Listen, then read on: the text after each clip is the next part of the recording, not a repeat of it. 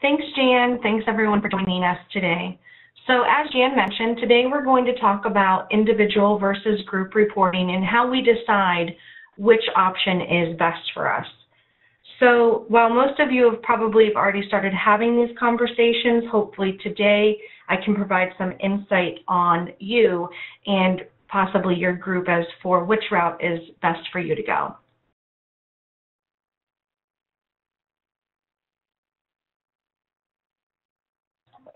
So sorry, muted myself. So when we look at the individual versus the group, one of the basic differences is when we talk about an individual provider, that's one provider with a single NPI tied to a single tax ID.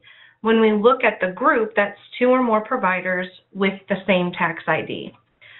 So when we're deciding whether or not we want to report as a group or individual, one of the things we need to think about is what are our goals for the 2017 performance period?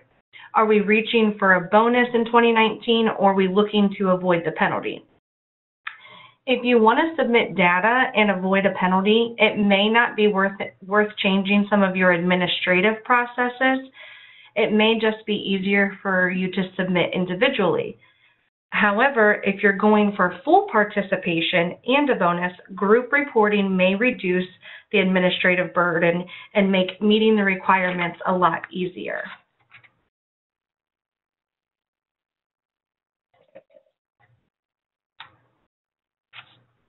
So when we look at individual reporting, each MIPS eligible provider identified by their unique NPI and tax ID combo is responsible for completing the requirements for MIPS. For performance year 2017, providers must individually report data for quality, advancing care information, and improvement activities. CMS will then score those individual providers' performance against his or her Medicare payments accordingly for 2019. Some special considerations to think about. Most of the time for individual reporting, it's selected to hold providers more accountable.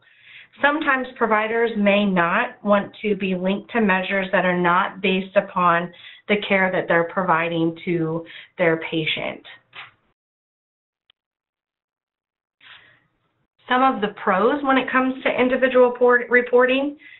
Individual reporting for MIPS is essentially unchanged from previous quality reporting programs. Each MIPS eligible provider is responsible for completing the requirements for MIPS.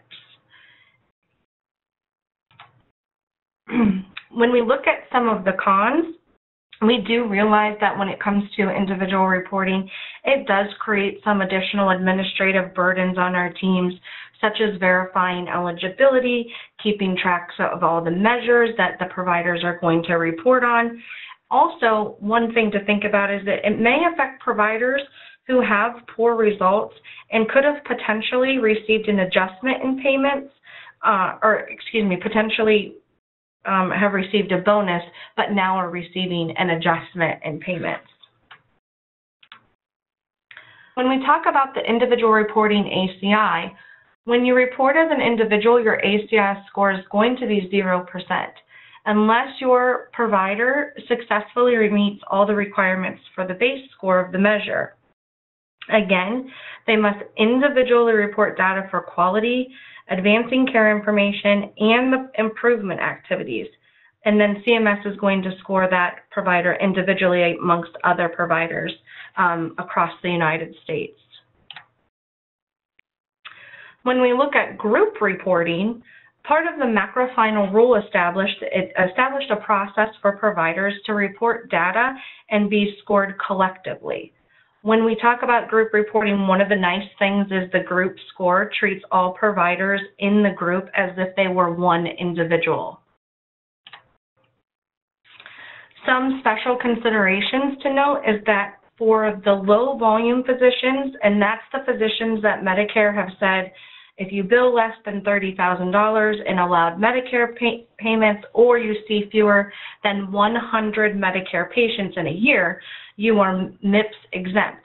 However, the one caveat to that is if the provider is considered low volume and works in a practice where you're going to be reporting as a group, he or she will no longer be considered exempt from MIPS.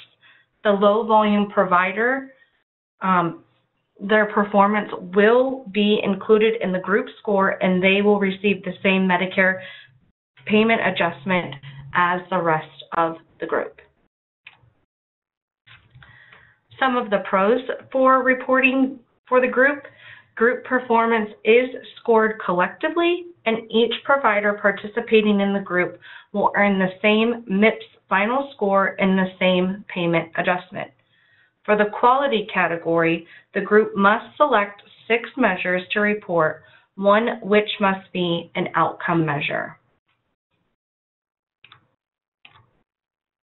When we look at the cons for group reporting, if one member of a group also bills under a different tax ID, he or she is responsible for meeting MIPS requirements under each tax ID. Only services that are billed under a particular tax ID that is reporting as a group will be included in the group's MIPS score. Services that are billed under a different tax ID may be reported individually or as a group. So, for example, if you have a provider that works at, practice A 3 times a week and then practice B 2 times a week, if practice A reports as a group and includes the provider's performance as part of the group. However, for practice B, if they decide to report individually, then that provider is going to have to report individually for that particular practice.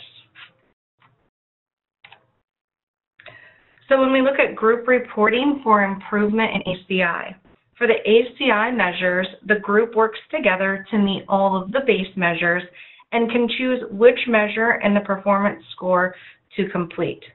When we look at the improvement activities, the group is required to attest once for the activity or activities it has completed.